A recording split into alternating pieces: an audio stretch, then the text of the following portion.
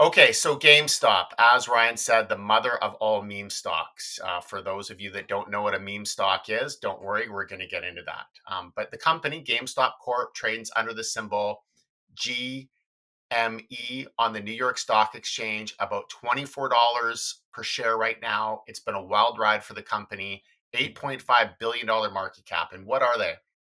Well, aside from being a meme stock, the actual business is they are a specialty retailer that sells new and pre-owned video game hardware, software, and accessories and collectibles. So they operate in physical stores in 14 countries, and they also have an e-commerce platform.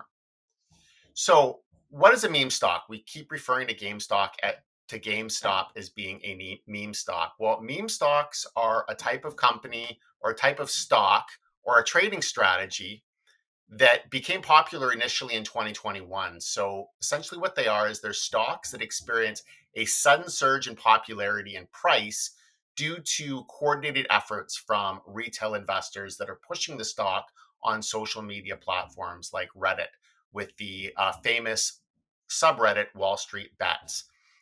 Typically what happens is influencers on these big stocks trading forums, they target companies that are heavily shorted. So people are essentially borrowed stock in order to short it, to sell it short, because they're betting on the fact that the stock is going to continue to decline in price. But what happens is when you put a little bit of upward buying pressure, a lot of these shorters get stopped out, which means they essentially have to cover their positions, exit their positions, and that causes more buying pressure and moves the stock prices up. So they're essentially trying to trigger a short squeeze on these stocks by pumping out a lot of social media content on the companies. And it really doesn't matter what's going on with the businesses, what the businesses do, or whether or not they're profitable. They're really just picking stocks that are heavily shorted to trigger that short squeeze. So if we take a look at the 5-year chart on GameStop, we can see that it's been an incredibly wild ride for the company.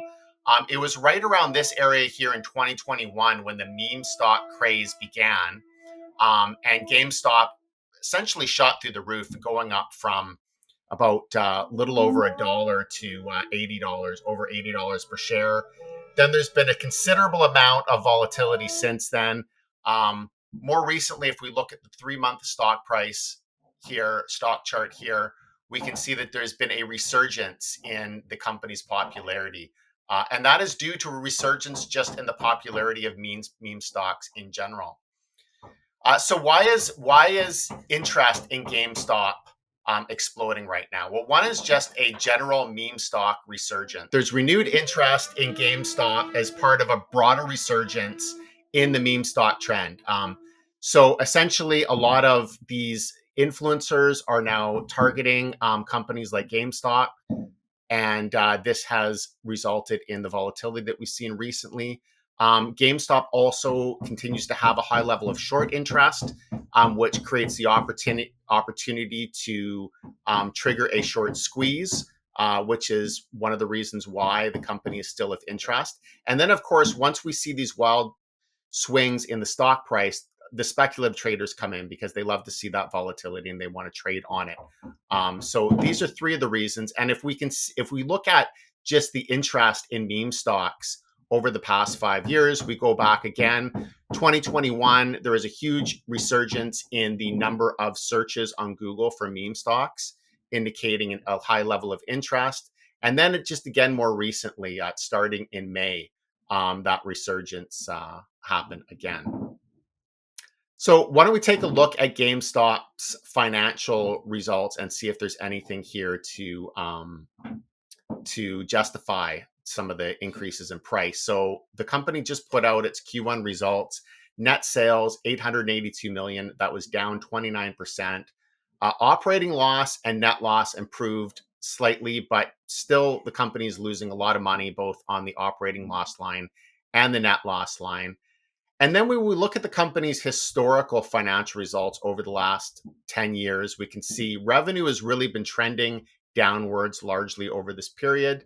And the company has not turned a profit essentially in 5 years. So losing a lot of money between 2020 and 2023. So our take on GameStop, financially, and of course, we're always looking at the profitability and the financials. This is a weak company, largely in decline. I don't see any financial reason to purchase it. It's really just a trading stock right now. So it's a pure speculation. And for anybody who's interested, who hears about this company on the news, just stay away from it. It's not the type of stock purchase you want to get involved in. 100%. So I apologize if there is some noise in the background there. There is some construction going on. So yeah, like, just long term. Like, I mean, looking from 2015 to 2024, GameStop has a revenue compound annual growth rate of -6%. And like I've talked about it on the podcast, like no one goes into, well, I mean, maybe some people, but no one goes into like a physical brick and mortar store to buy a video game for their, PS5 or Xbox anymore, or their PC. I mean, maybe Brett can talk to that about a little as well. But, generally the last like 6 or 5 video games that I have bought, or probably even 10, like it's been for quite some time now. It's all just done. I don't even have to leave my house. I just buy it on my PS5. It instantly downloads. Even like the new PS5s, you can either buy the one version that is completely digital with no CD, or the one with the CD. I mean, I have the complete digital one. Again, I mean, this isn't revolutionary. That, like Aaron said, the financials aren't great. But it's just it's time before, I think that they completely go belly up. Yeah, you can just look, like their revenue dropped 30% year over year. Yeah. They've already done their cost savings. They already cut back on their costs. That's what they're doing between 2021 and like 2023, is they cut back a ton of costs. And during the same time, you have to remember, during the initial meme stock phase, they had a bunch of debt. They got a free pass. They paid off their debt with a raise at that time. They did another raise last month during that initial May jump up in price for, I think it was about $1 billion for 45 million shares. And now they just issued last Friday, so they haven't been placed. We don't have what they actually have placed for how much yet. They're offering up another 75 million shares, which could raise, at the current prices, somewhere around $2 billion more. Depends on exactly what they're able to do. It's not exact. You'll see some headlines that'll say 4 billion because the price was doing that at the time, but now it's dropped now about 40-50% since that. So really, how much money they'll raise, who knows, until that it actually comes out, because it depends on the exact timing of their selling. But the point is they've pretty much got a free pass due to the meme stock craze. And I really want to dive in a bit to the why people are actually investing in it. It wasn't initially really influencers pushing it. I think it was just great timing, because I was watching Wall Street Bets since, I think, like 2016, 2017. So well before it was widespread. I was a hipster in that, obviously. And it just never really came popular until COVID. People were locked inside. And then suddenly you saw people, hundreds of thousands of people, not normally looking at financial markets. They all hopped on Robinhood at the time in the US, bought up because it became popular. It really started in more like stock. I forget it. I think it was Stockhouse or one of those forum threads, not even on Reddit, where Roaring Kitty, the guy who people are calling an influencer now, I don't even call him an influencer, because that was never really the initial goal of it. It was, he just saw a position, it was over shorted. And then you had people jump in, I think it was November or maybe October 2020. And then it really scaled from there very quickly. You had Wall Street Bets go from a few 100,000 people subscribing to the subreddit up to 15 million or something it is now. And I think it got up to 11 or 12 during that period, but it's up to 15 now. And it really just took a hold. It was that mania, and it wasn't really caused by one person. And you've had plenty of people obviously try to recreate it. And you're seeing Roaring Kitty try to recreate it recently. Again, he's come back. But it's not really working, because you don't have the environment where you have millions of people locked indoors who normally wouldn't invest. You don't have that. And you don't have the condition. And like, even because... Sorry if you're listening, but one of my bonehead friends put some money in GameStop recently, and I mean, he was name names. What's his name? Yeah, I'm not going to say. What's I was with him this weekend, but you've narrowed it down.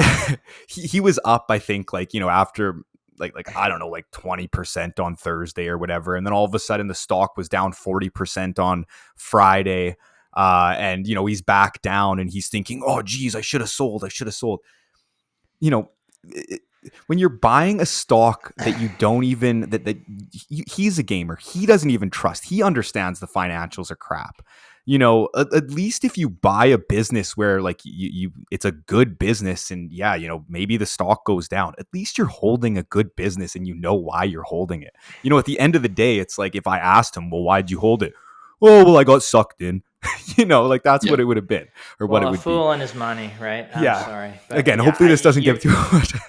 I love all my friends. It's a gamble. I mean, it's the companies in the investing world, like it's a sideshow. Like this is a sideshow that, I mean, initially there was a situation identified in terms of the shorting position and everything that, somebody smartly made some money, but like actually investing in it, which people sort of are thinking they are at some points. There's no fundamental reason to be investing in the business right now, like in terms of the underlying cash flow, revenues, growth, all of that. Yeah, and the irony is, even though it's in a fundamental better state because they raised capital, that's destroyed really the short. They would do the MOAS theory, the mother of all short squeezes theory, is falling apart because they raised capital. Yeah, when you're increasing the shares by, I think it's like 30 or 40. I mean, if I was management, I would raise as much goddamn capital as I could right now, like this. And anytime it's moved up, and then, credit to them for doing that. But just looking at the underlying numbers of the business, you shouldn't be, near the stock with a 10-foot pole valuations you've seen recently. So yeah, and it's just like socially, I just don't even, even if they raise a boatload of money, it's like, where do you take the business where it's going to potentially survive and thrive? Where I take the billions and do something else. Exactly. That's like, what they literally should, in my honest. opinion, because socially, or just, that's the trajectory's not there anymore. I mean, people are doing everything online and just downloading things. But the thing is, we know. Yeah. The thing is, we know businesses with, billions or hundreds of millions in cash in the bank that are actually profitable, trading at reasonable valuations, create dividends or paying those over time, and have the growth that we want in the company. And those are the companies you should be investing in.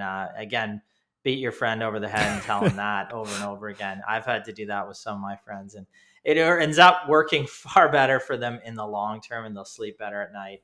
And again, they're all looking for those blue sky type returns. Well, earlier in this show, we put up a company, Hammond Power, that is as boring as all hell. They make transformers, been around 100 years. That is the best performing stock on the TSX over the past 5 years. That's what you want in your portfolio, not I'm going to be a bleeping meme stock. That is not what you want in your portfolio. You're not going, you think that when we're talking about, a lot of people, I believe, think when we talk about revenue, earnings, cash flow, well, then you just get a business that can do like, maybe 8% on an annual basis. Well, the reason for investing in Hammond Power is not because they're the greatest electrification stock on the planet. That helps that they sort of play into that. It's because they had good cash flow, good earnings, good revenue, consistent business, traded at very low valuations, and increased their dividend over the past 4 years, like 200+%. That is giving you thousands of percent, not a bleeping meme stock that has no underlying value. Okay. So that's, again, my rant for today.